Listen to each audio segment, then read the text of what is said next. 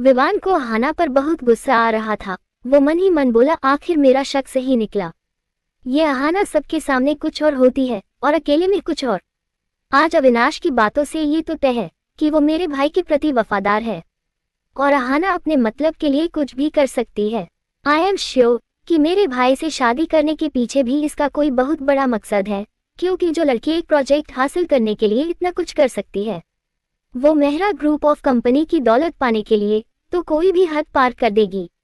कुछ सोच विवान, कुछ सोच। कैसे पता करेगा कि इस अहाना के मन में सच में तेरे भाई के लिए प्यार है या फिर इसे सिर्फ मेहरा खानदान की बहू बनना है। और ये प्रीति कौन है? कहीं ये मेरी वाली प्रीति तो नहीं है? विवान यही सब सोचते हुए आहिस्ता आहिस्ता आगे बढ़ने लगा। पर वो यहाँ कैसे हो सकती है? वो तो नौकरी की तलाश में है और आज तो वो अपनी दोस्त के साथ उसकी आंटी के घर गई हुई है। और फिर प्रीति मुझसे झूठ थोड़ी बोलेगी।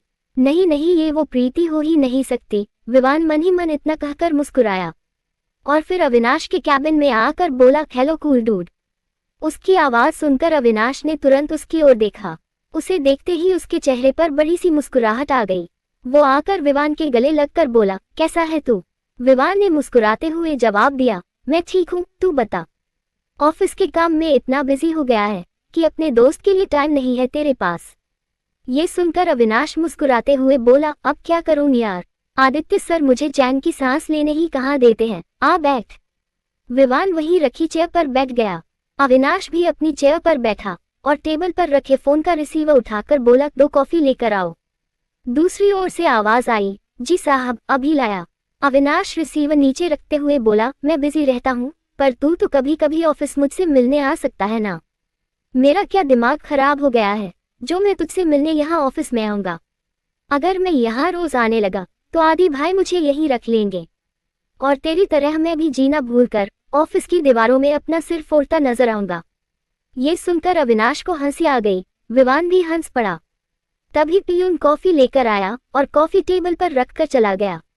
अविनाश ने कॉफी मग विवान की ओर बढ़ाकर पूछा, बिना काम के तो तू ऑफिस आएगा नहीं, तो बता यहाँ आने की तकलीफ कैसे की तूने? कुछ नहीं यार, मेरा एक दोस्त है, मिडिल क्लास है, यही एक होटल में जॉब करता है, पर वो होटल उसके घर से बहुत दूर है, जिसकी वजह से उसे अपनी फैमिली से दूर होटल में ही रहना पड़ता है। पिछले दिनों उसकी माँ की तबीयत खराब हो गई थी, तो बेचारा हॉस्पिटल और होटल के बीच चक्कर लगा लगा कर खुद भी बीमार हो गया, इसलिए मैंने उसे अपनी गाड़ी दे दी। अविनाश ने हैरानी से पूछा, गाड़ी दे दी? पर अभी 6 महीने पहले ही तो तूने नई गाड़ी खरीदी थी। विवान कॉफी का एक घूंट पीकर बोला, आई नो, पर उसे गाड़ी की बहुत ज्यादा जरूरत थी यार। पर तू आदित्य सर से क्या कहेगा? कहना क्या है, मैंने उनसे कहा कि मेरी गाड़ी खराब हो गई है, कई बार उसे ठीक करवा चुका हूँ, पर फिर खराब हो जाती है, कहीं भी बंद पड़ जाती है, इसलिए मुझे नई गाड़ी चाहिए। अविनाश मुस्कुराते हुए बोला, ओ तो अब समझा कि ऑफिस के नाम से भागने वाले विवान मेहरा आज यहाँ कैसे आ गए। तेरी गाड़ी शाम तक जानकी निवास पहुंच जाएगी, बता कौन सी गाड़ी चाहिए? विवान मुस्कुरा दिया। दूसरी ओर अहाना अपने कैबिन में टहल रही थी।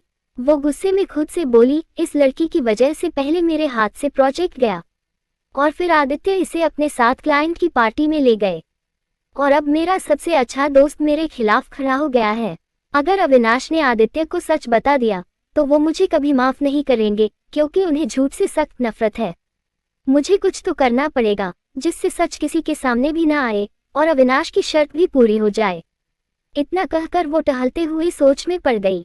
इधर प्रीति अपने कैबिन में बैठी यही सोच रही थी कि फाइल्स उसके कैबिन में आई कैसे और वो सच सबके सामने कैसे लेकर आए।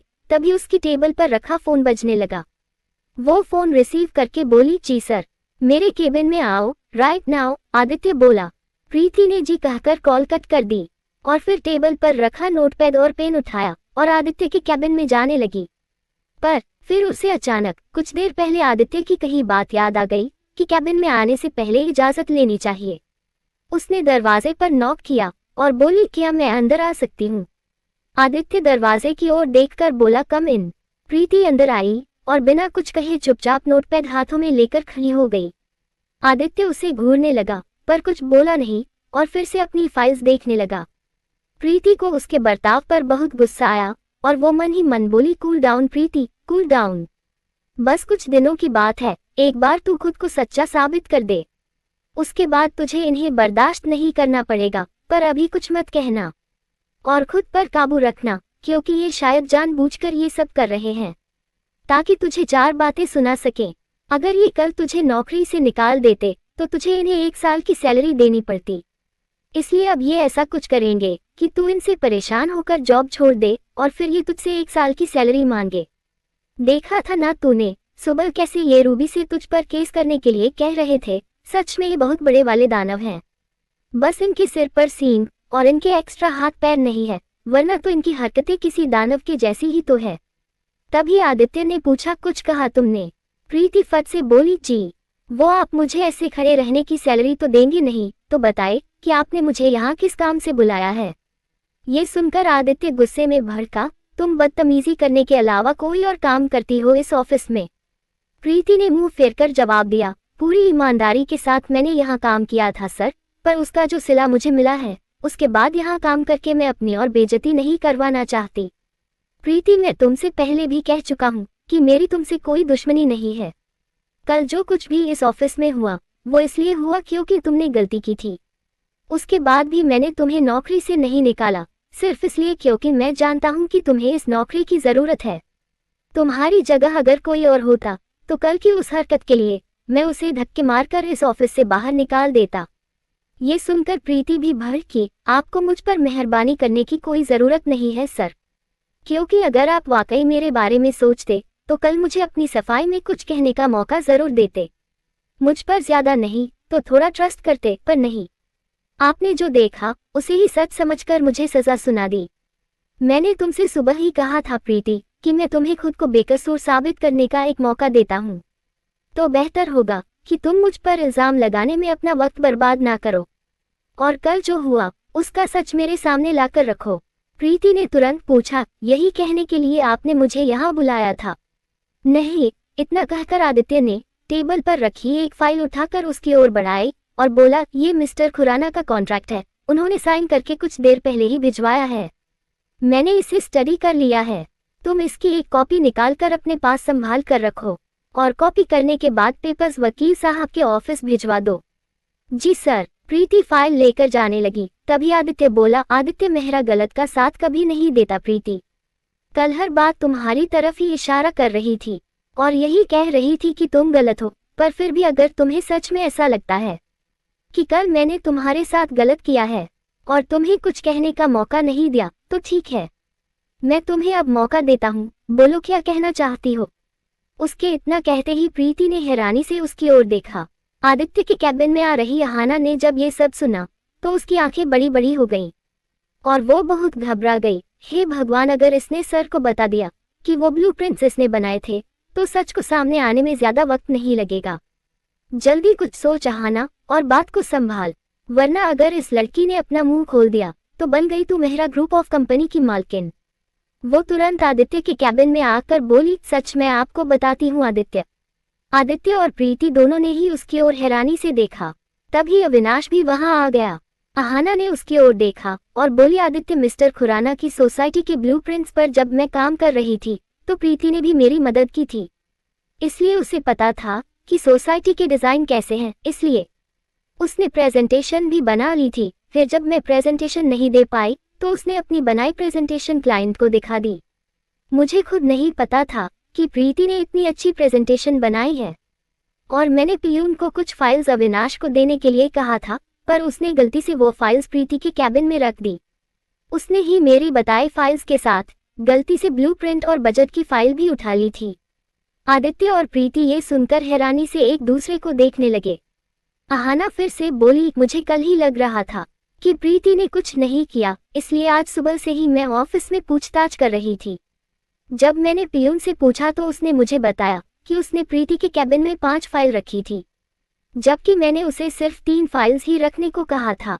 जब उसने मुझे ये बात बताई तब मुझे समझ आया कि पियून की गलती की वजह से वो फाइल्स प्रीति की ड्रॉर में पहुंच गई थी। ये सुनकर आदित्य गुस्से में भड़का, पियून की गलती की वजह से नहीं अहाना, इतनी बड़ी गलतफहमी तुम्हारी लापरवाही की वजह से हुई है। अहाना सिर झुकाकर बोली, जानती हूँ आदित्य कि गलती शायद मुझसे हुई थी। मैंने कल भी आपको बताने की कोशिश की थी, पर जब आप गुस्से में होते हैं तो किसी की नहीं सुनते। इसलिए ना मैं कुछ बोल पाए और ना ही Preeti. I am sorry sir, I am sorry Preeti. Preeti मुस्कुराते हुए बोली, आपको मुझसे माफी मांगने की कोई जरूरत नहीं है मैम, क्योंकि आपसे गलती अनजाने में हुई थी। मैं तो आपकी शुक्रगुजार हूँ कि आपकी वजह से सच सबके सामने आ गया। अगर आप चाहती तो चुप रह सकती थी, पर नहीं, आपने मेरे बारे में सोचा और खुद आकर सर को सच बता दिया, इसलिए थैंक यू। सच में बहुत समझदार लड़की हो तुम प्रीति। तुमने मुझे गलत समझने की बजाय मेरी बात को समझा कि जो हुआ वो मैंने जानबूझकर नहीं किया। वो प्रोजेक्ट हमें तुम्हारी वजह से मिला है, इसलिए मुझे बहुत खुशी होगी अगर तुम ही वो प्रोजेक्ट करो। प्रीति मुस्कुराते हुए बोली, आई एम सॉरी मैम, अब मैं ये प्रोजेक्ट नहीं कर सकती क्योंकि मैंने तो कल ही ये जॉब छोड़ दी थी।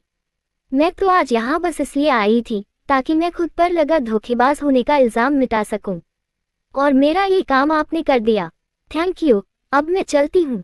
इतना कहकर उसने आदित्य की ओर देखा, जो शायद बहुत शर्मिंदा था पर कुछ बोल नहीं पा रहा था, और फिर वहां से चली गई। उसके जाते ही अविनाश भी उसके पीछे दौड़ा। आदित्य परेशान होकर अपनी चेयर पर बैठ गया। अहाना ने सुकून की सांस ली और मन ही मन बोली, क्या बात है, मेरा प्लान फेल होने के बाद भी मैं जीत गई।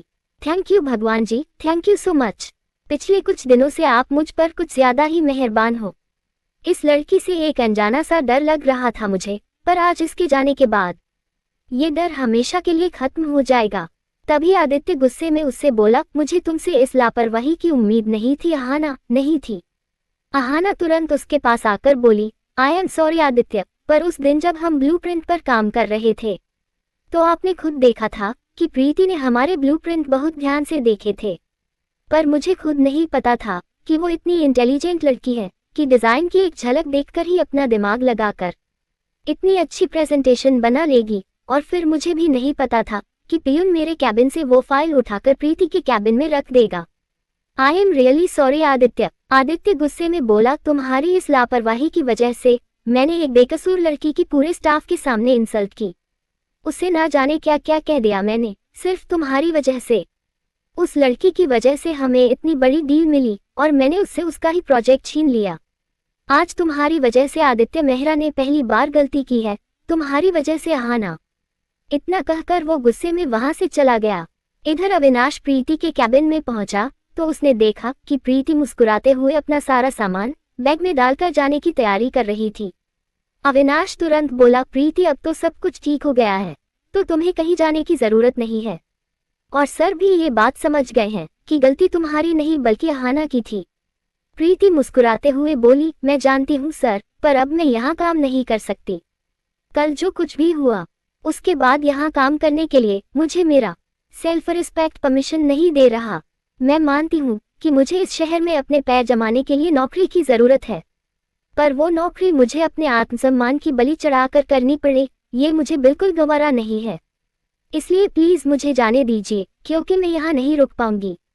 आई एम सॉरी। देखो प्रीति, जब इंसान गुस्से में होता है तो कई बार उसके मुंह से ऐसी बातें निकल जाती हैं जिसका उसके दिल और दिमाग से कोई लेना देना नहीं होता।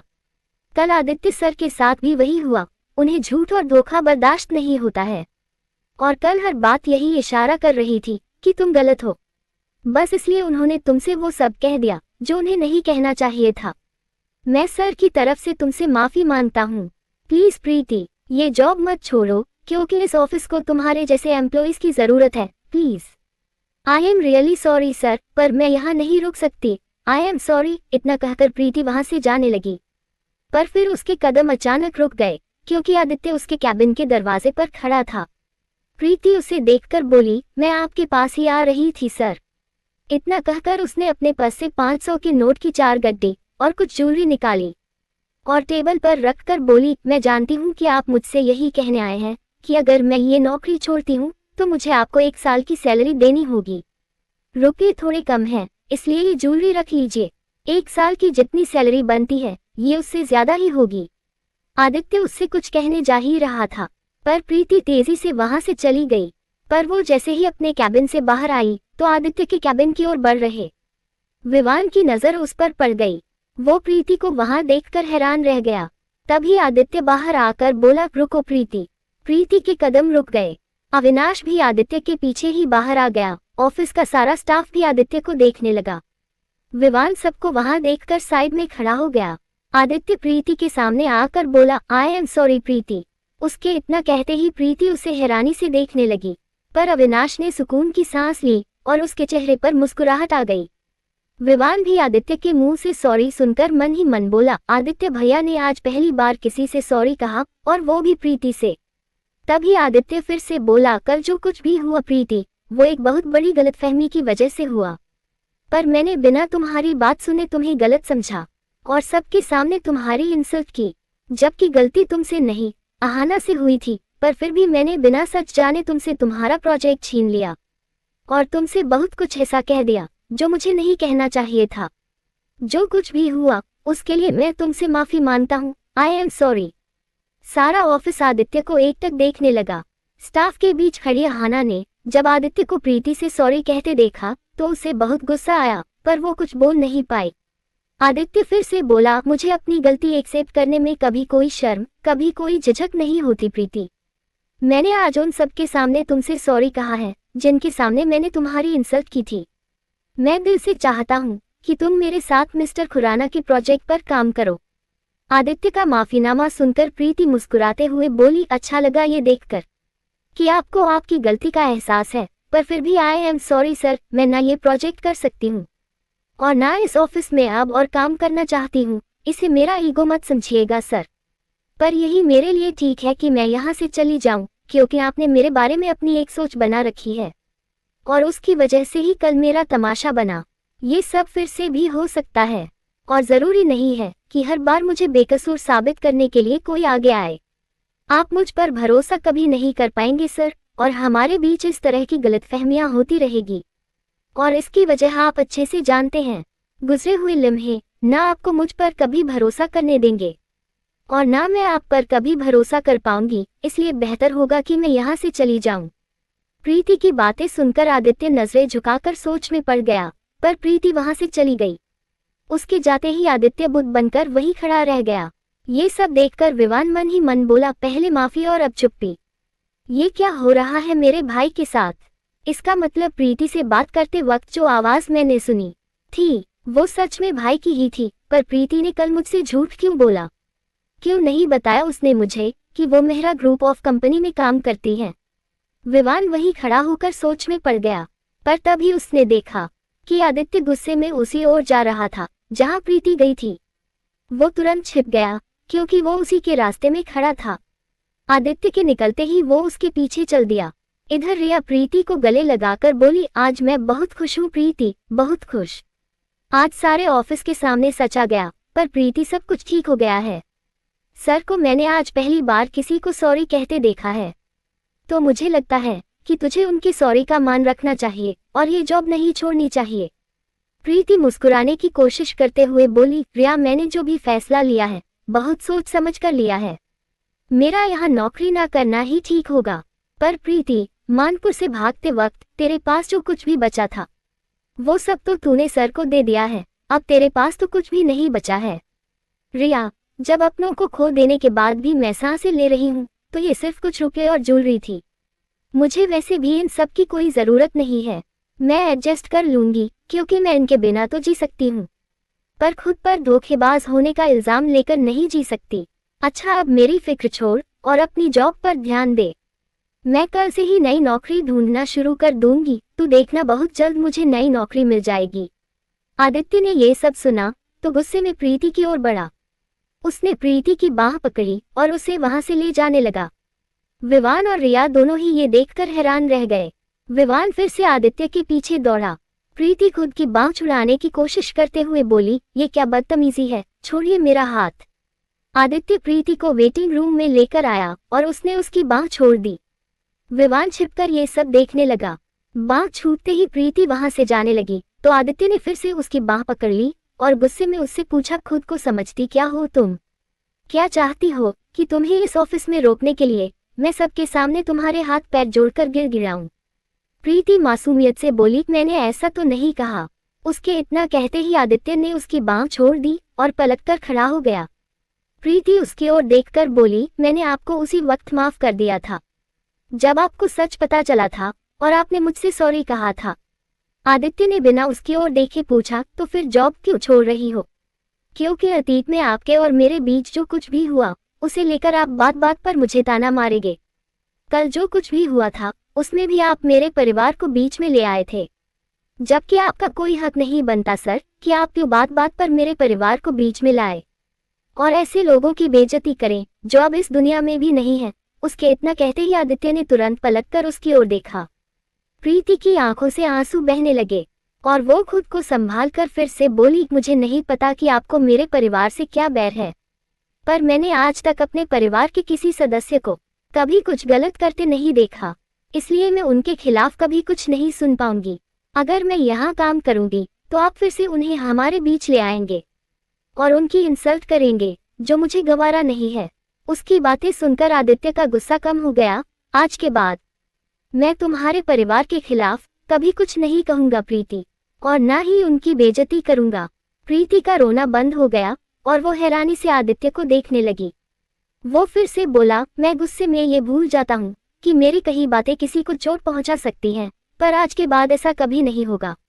आज के बाद मेरी जुबान पर तुम्हारी फैमिली के लिए कभी कोई गलत शब्द नहीं आएगा, ये वादा करता हूँ मैं तुमसे। प्लीज ये जॉब मत छोड़ो प्रीति, वरना ये एहसास मुझे सुकून से जीने नहीं देगा कि मुझसे अनजाने में हुई गलती की वजह से किसी की नौकरी चली गई। कल हालात ही ऐसे बन गए थे कि मेरी जगह अगर तुम भी होती तो शायद तुमसे भी गलती हो जाती। फिर भी मैं एक बार फिर से तुमसे माफी मांगता हूँ और सच में चाहता हूँ कि तुम ये जॉब ना छोड़ो। प्रीति और विवान दोनों ही उसकी बातें सुनकर सोच में पड़ गए। आदित्य फिर से बोला, मुझे जो कहना था तुमसे कह चुका हूँ प्रीति, अब फैसला तुम्हें लेना है।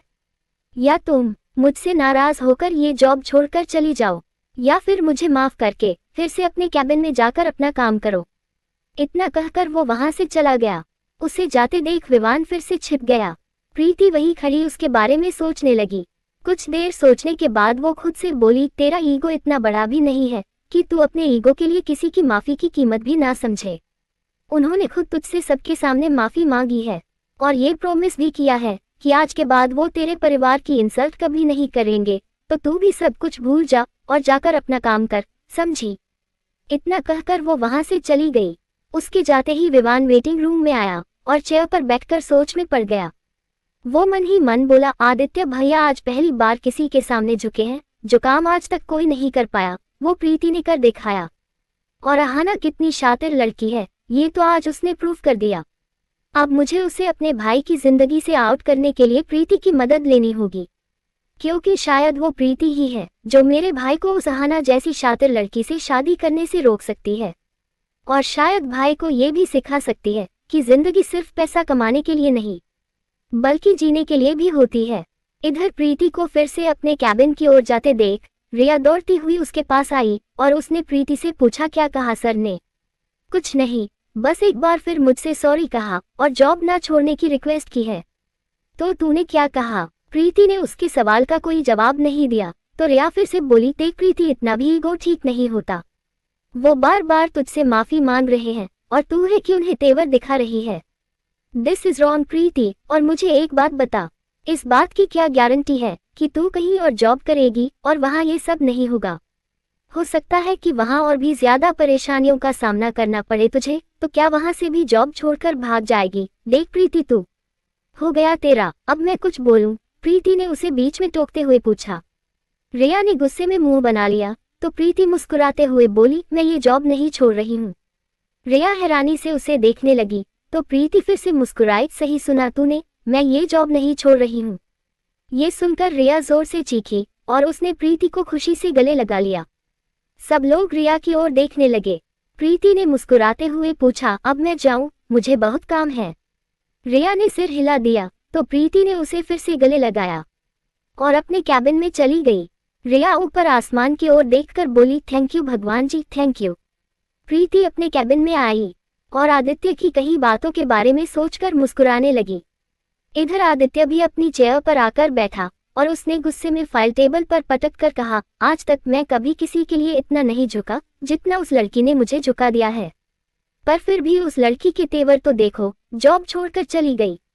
वो लड़की इस काबिल ही नहीं है कि कोई उसके लिए कुछ करे। अब उसे इस शहर में ठोकरें खाने का शौक चढ़ा है, तो मैं कर भी क्या सकता हूँ? और अगर वो ये चाहती है कि मैं उसके कदमों में बैठकर अपने कान पकड़कर उससे माफी मांगूं, तो मैं ऐसा बिल्कुल नहीं करूंगा। वो ये जॉब छोड़कर जाना चाहे तो बेशक चली जाए, मैं उसे अब नहीं रोकूंगा। इतना कहकर उसने गुस्से में टेबल पर रखा अपना फोन उठाया और बोला, मेरे लिए कॉफी लेकर आओ अभी। दूसरी ओर से आवाज आई, जी सर। आदित्य ने रिसीवर नीचे रखा और फाइल उठाकर देखने लगा।